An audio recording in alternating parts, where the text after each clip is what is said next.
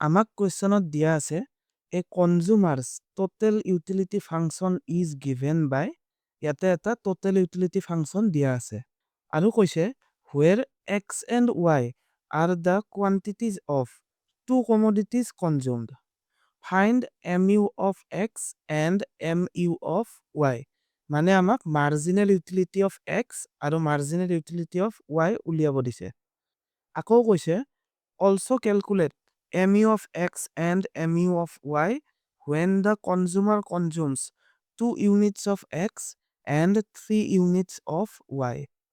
So problem to solve কৰো solve কৰাৰ আগতে আমি total utility function to কি দিয়া আছে লিখি ল'ব লাগিব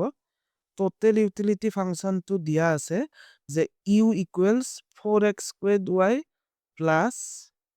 4x squared y plus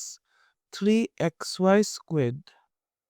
আমি মাৰ্জিনেল ইউটিলিটিজ উলিয়াব লাগে মাৰ্জিনেল ইউটিলিটি উলিয়ালে আমি টোটেল ইউটিলিটি ফাংচনক কি কৰো যে ডিফাৰেন্সিয়েট কৰো অৰ্থাৎ টোটেল ইউটিলিটি ফাংচনৰ যিটো ডিৰাইভেটিভ পাম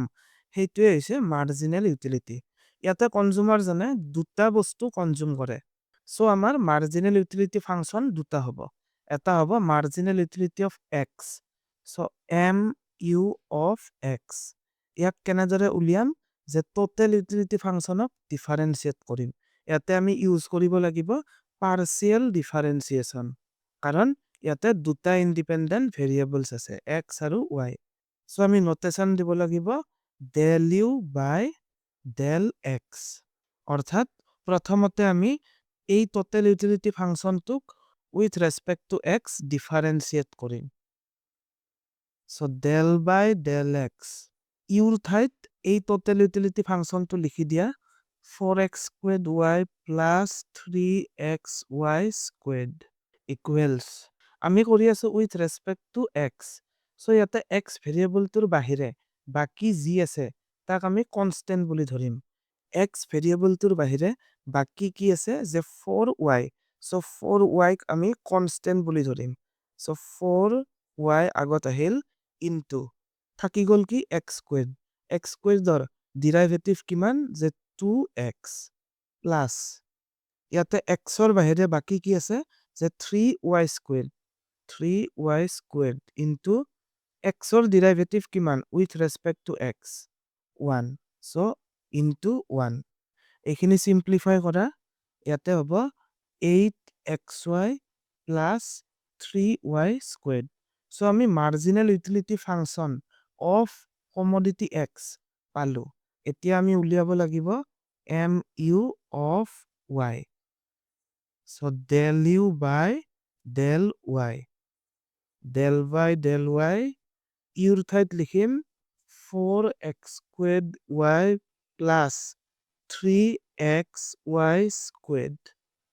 এতিয়া কৰিম আমি with respect to y so y ৰ বাহিৰে বাকি কি আছে তাক কনস্ট্যান্ট বুলি ধৰিম ইয়াতে 4x squared তাক কনস্ট্যান্ট বুলি ধৰিম so 4x squared into y ৰ derivative with respect to y কিমান 1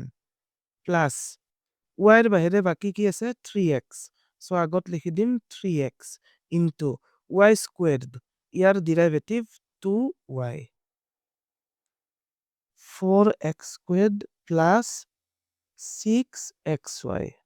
so আমি দুয়োটা মাৰ্জিনেল ইউটিলিটি ফাংচনছ পালো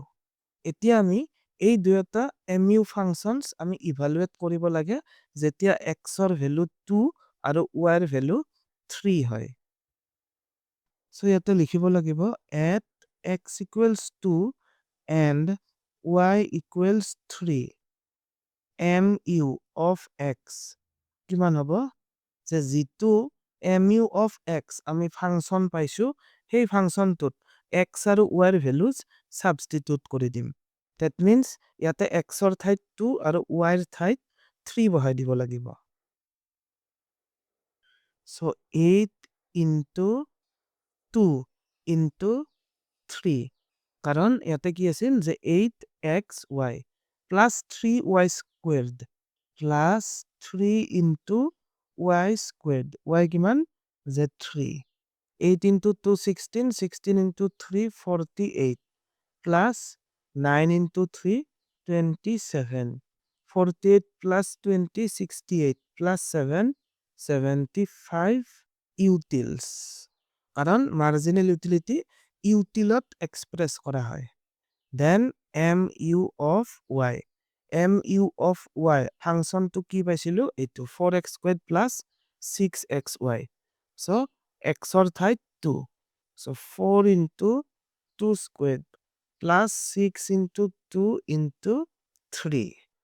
equals 4 into 4 16 plus 12 into 3 36 36 plus 16 52 utils